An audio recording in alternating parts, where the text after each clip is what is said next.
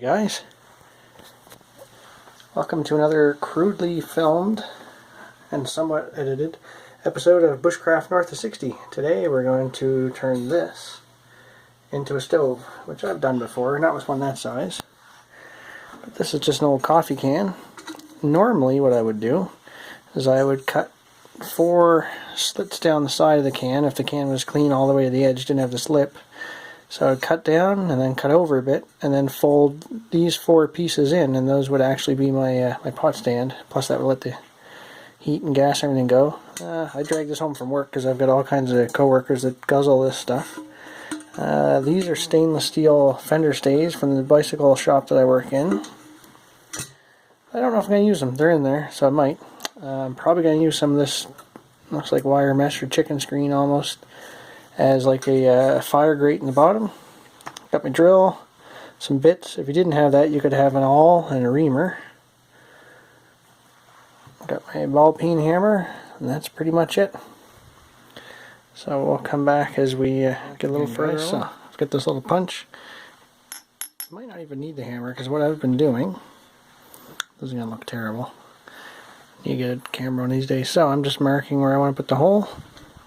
Just a little bit of pressure, just enough to keep the drill bit from dancing around. I got a 1/2 inch bit, so I'm doing my holes every inch. And that's all it takes. You could probably even just punch these out if you had a multi-tool on you. Everyone's already talked about that a million times out. It's a tin can stove. Oh, I have my finger in it the whole way, that's nice. So I'm going to do a course around the bottom. I might do another course just up from that. My last stove I had, it worked great. I had it for quite a while actually, but could have stand to breathe a little better, so I might even do another set of holes around here, and then maybe, or maybe just in this ring, and then somewhere up top. We'll get back when that's all ready to go on to the next step, which is going to be drilling. So they're can marked all the way around, and to go for 1 course on the top, 2 on the bottom. We'll see how that works. I haven't decided where, if I'm even going to put a like a feed hole in it. My other one I built years ago, I had like your traditional sort of opening here on the bottom for feeding it, but I found for the most part I was just dropping stuff in the top. So we may go with that. But anyways, you're going to want to get on a good work surface, which I don't have anymore. Kind of miss my shop. I'm going to start with a smaller hole, known as a pilot hole. And if your part, let's see here, if you've got opposable toes, then you can do this while you hold your phone. I'm just going to do one for demonstration purposes. But yeah.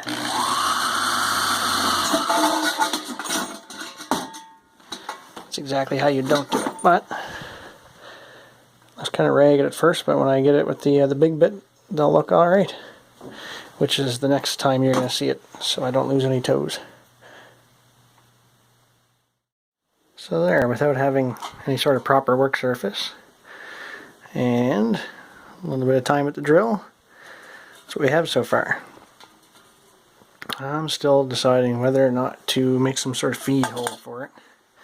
I might make it more like a chute that opens up, it's kind of folded open. You can just feed the sticks in that way. Might do that to let a little bit of heat up, but still, it won't let air in like a door either though, so we'll see. But I have kind of thought that I might take these out and either modify them to be able to take them in and out, which would probably actually work, or go with the mesh on top as well. I think I'll probably modify these, because it'd be nice to be able to nest stuff inside this, so you can put like your cook pot or something in there, or kettle or whatever. It's scary looking in places. You'll find that there's a speed that the drill bit likes to go, but if you're like me, you won't find it very often. I don't have a round file somewhere handy enough so I can find it. But what I am going to do is probably wait till I burn it out the first time. Just, I don't know if that'll take some of the temper out of this steel, make things a little easier, and I can probably even hit it with this then. But you don't see people use these much anymore, eh? You don't even see this one in focus. Focus. Anyways, it's a reaming tool. They're handy. Probably wouldn't hurt to keep one of those in your kit sometimes. I'm so tempted sometime to do one of these just punching it instead of drilling it to see the difference, if it'll work. But anyways, that's progress so far. We'll see you guys soon. Alright guys, here's our grill. So using our tin snips, we basically just chopped out everything that doesn't make this look like this, and you'll see what that's for in a minute. Only because this is Bushcraft North of 60 and we care about you, well, I tell you this, but these, I didn't have any real accents, but man, those are sharp. Especially when you're cutting it off a roll and it wants to go back to a round shape, almost like a trap. These bits going into your bits. Anyway, so the reason behind this, what I'm going to do is I'm going to fold these corners down, and I'll show you how this fits here too. You might be able to see that. But that's basically going to fit down inside and give us a little raised platform so our coals can kind of be up here in our actual fire, and then you'll have air coming up and the ash will just go down to the bottom. Should be some kind of good. Next time you see it, it's going to be all folded up. Okay, so you don't have to be scientific, but it helps. So, those corners are folded in. These legs are all cut to the same height. Now, see if I can do this left-handed. I didn't dry fit it because I didn't want to put my hands in there more than I had to. No. Of course, it was going upside down. Experiencing technical difficulty. There we go. And I could even start to pull those little corners out till they just kind of jam up. But I like the thought of it being loose because, like I say, I can flip this back upside down, pack like a little billy pail or something in here, and away you go. And I ended up redoing these.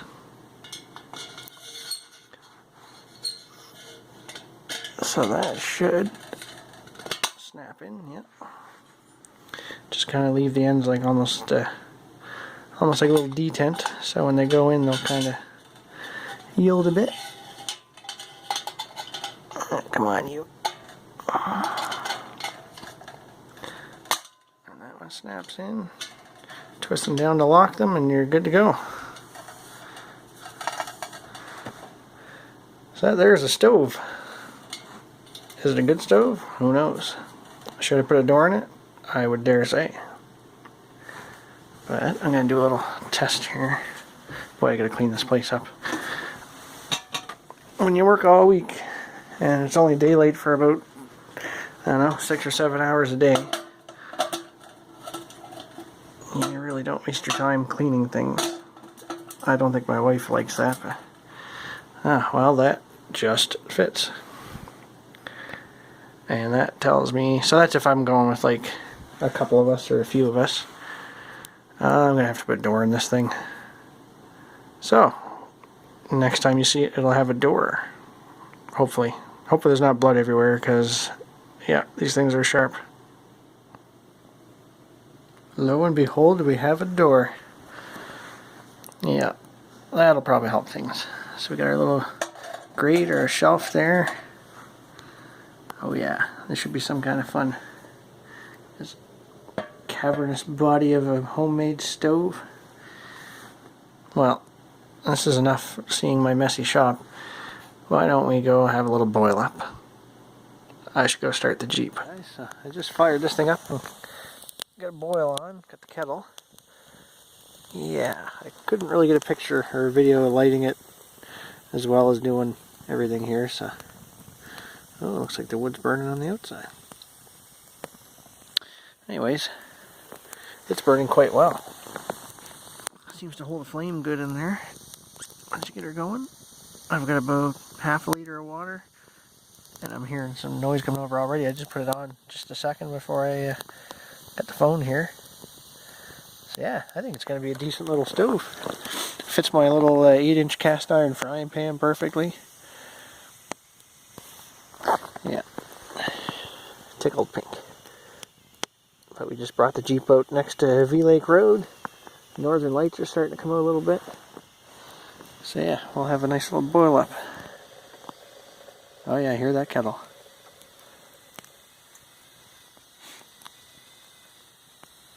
Well guys, I hope you liked that. hope you learned something from it. And maybe it's something you'll want to try yourself. It's a great thing to do with kids, but even big kids can enjoy it too. Yeah. Thanks for watching Bushcraft North of 60.